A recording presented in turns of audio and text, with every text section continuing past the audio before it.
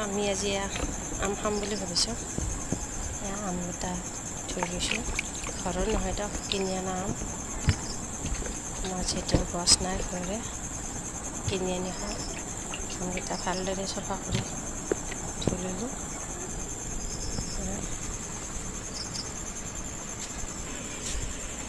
বাকলিখিনি গুচাই লৈ ল'লোঁ আমকেইটা।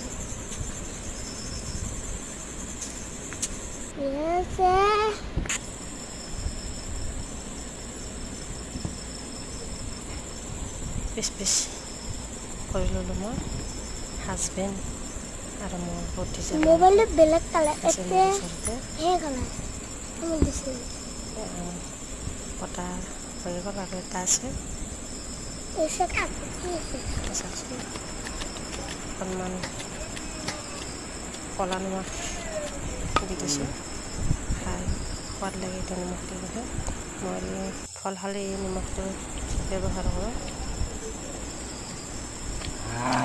আমকেইটা ইমান সোৱাদ নহয়, বহুত মিঠা আছে আজিলৈকে খাবলৈ। টেঙা বাৰু।